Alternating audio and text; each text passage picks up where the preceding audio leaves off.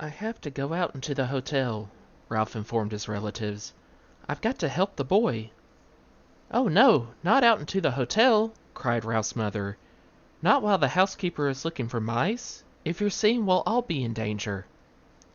"I'll be back before dawn," said Ralph staunchly. "I must go. Don't try to stop me." "See here, my boy, aren't you being a bit dramatic?" asked Uncle Lester. "Whatever do you have to go out into the hotel for?" "To pilfer a pill," said Ralph. "An aspirin tablet." His answer was dramatic enough, even for Uncle Lester. His entire family stared at him in disbelief. Not an aspirin! Not after his own father had been poisoned by one of the dread tablets. "An aspirin!" Ralph's mother gasped. "No, Ralph, not that. Anything but that." "It is the only way." Ralph stood tall and brave. "The boy has a fever and he needs an aspirin. I'm going to find him one." "Oh, Ralph!" His mother hid her face in her paws. "But Ralph," quavered Aunt Sissy, "remember your father. You can't carry an aspirin in your cheek pouches. It would poison you. How could you get one here?" "I'll find a way." Ralph was outwardly steadfast in his determination, but inside he wondered how he would manage to get an aspirin into room 215 if he did find one. Roll it, perhaps. "Ralph, stay here," pleaded his mother. "You're too young. Let your Uncle Lester go." "Well, now, let's talk this over," said Uncle Lester. "I'm not too young, and I haven't a moment to lose." Ralph, who was really frightened by what he was about to do, also enjoyed the drama of the moment. "Goodbye. I shall return before dawn." "Ralph, promise me you'll be careful," pleaded his mother. "Promise me you won't climb into suitcases like your Aunt Adrian." Ralph's Aunt Adrian, who liked nice things, had climbed into a suitcase to examine a nylon stocking. Someone had closed the suitcase, and Aunt Adrian had never been seen again. It was hoped she had been carried away to a life of luxury. "Promise me, Ralph," cried his mother, but her son was already on his way out the knothole. Ralph scurried across the carpet of room 215, flattened himself, and squeezed under the door. Once out into the hall, his courage ebbed. The aspirin tablet seemed a very small thing to find in such a vast place. It would be much easier to find the motorcycle. No, thought Ralph, I must not even think about the motorcycle. Ralph began to feel pretty small himself, much smaller than he had felt during his show of bravery back in the mouse nest. Down in the lobby a clock struck 1. There was not a moment to lose.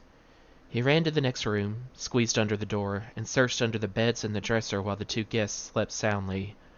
All he found was a bobby pin. He skipped room 211 because his enemy, the little terrier, was still there, and ran on to room 209. A hurried search, frightening because of the loud and uneven snores that came from one of the beds, revealed nothing but a few pretzel crumbs, which Ralph did not have time to eat. On and on ran Ralph, down the hall, under the doors, around under beds and dressers. There was not a single aspirin tablet to be found. In one of the rooms he did see a penny that had rolled under a luggage rack, and remembered his mother's wish to leave a tip for room service. But tonight he had no time for pennies. He must press on and find an aspirin. A small doubt began to creep into Ralph's thoughts as he ran down the hall to the last room on the second floor. Maybe there was no aspirin. Maybe he was risking his life and the lives of his family for nothing. But Ralph pushed the thought aside. He would not let himself become discouraged. If there was no aspirin on the second floor, there had to be one someplace on the ground floor. Tonight he was willing to brave the stairs to find it. He flattened himself and squeezed under the last door on the second floor. There was nothing under either of the beds but the things Keith called dust mice. There was no sound but the rattle of the windows in the wind. Ralph started across the carpet toward the dresser when suddenly a light from the bedside table blinded him. He stopped, rooted to the carpet by fear, even though it was not likely that anything was going to cut off his tail with a carving knife. Huh? He heard someone slip out of bed and utter a sound halfway between a squeal and a scream. Before Ralph knew what was happening, an ordinary drinking glass had been clapped down over him, and there he stood in a glass trap. By then his eyes were adjusted to the light, and he found himself facing a pair of bare feet. Looking up, he saw that the feet belonged to a young woman in a pink nightgown. "Mary Lou, wake up," she whispered to the young woman in the other bed. "Look what I've caught." "Huh?" said Mary Lou, blinking and raising up on one elbow. Her hair was done up on pink rollers. "Betty, are you out of your mind? It must be past 1 o'clock in the morning." The night was slipping by much too quickly for the trapped mouse. He was terrified and he was desperate. No one in his family had been trapped under a drinking glass before. Worst of all, he was failing Keith and endangering his family. "Wake up, Mary Lou, and look," insisted Betty. "I was getting up to stop the rattle in the window and caught a mouse." This news roused Mary Lou from bed, and the two young women knelt on the carpet to look at Ralph, who promptly turned his back. He did not care to be stared at in his misery, but it was no use.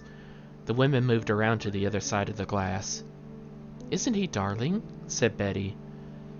"Just look at his cunning little paws." Mary Lou leaned closer for a better look. "And his little ears, aren't they sweet?" Betty was delighted. It was disgusting. It was bad enough to be trapped and stared at, but to have this pair carrying on in such a gushy fashion was almost more than Ralph could stomach. Cunning little paws, indeed. They were strong paws, paws for grasping the hand grips of a motorcycle. "Oh, Betty, do you suppose we could take him back to Wichita with us?" asked Mary Lou. "My third grade would love him." "So would my kindergarten," agreed Betty. "We could keep him in a cage on the ledge and all the children could bring him food from home.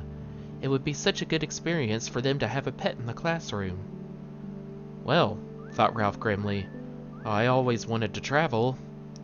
A cage in a kindergarten in Wichita, however, was not exactly the destination he had in mind. The minutes were slipping by dangerously fast. He had to do something. "Look!" he shouted through the glass in desperation. "Let me go! Please let me go! There's something terribly important I've got to do." "He squeaked!" marveled Betty. "He's adorable!" squealed Mary Lou. It was no use. Young women could not speak his language. Ralph was in despair. He thought of Keith tossing feverishly in his bed and of his family huddled in the mouse nest waiting for his safe return. "But I don't see how we could take him back to Wichita," said Betty sensibly. "We're driving to San Francisco and then to Disneyland before we start back.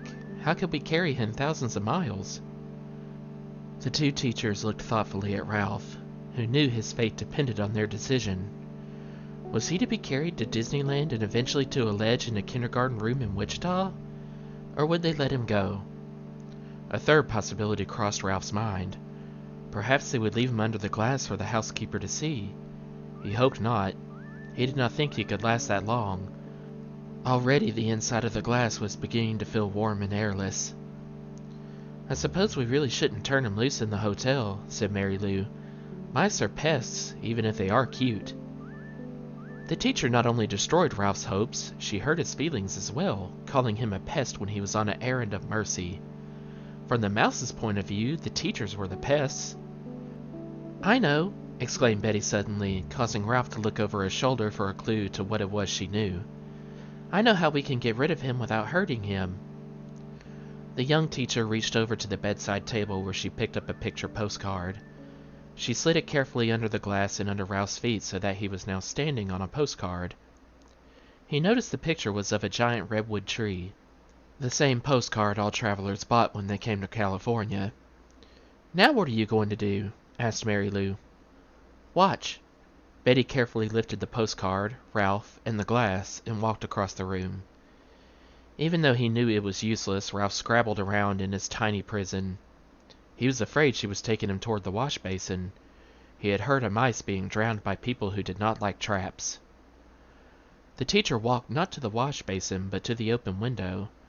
She held Ralph across the sill, removed the postcard from the glass, and gave it a little jerk that shook Ralph off into the vines that grew up the side of the building. "There," she said, and closed the window, leaving Ralph clinging to a vine high above the ground.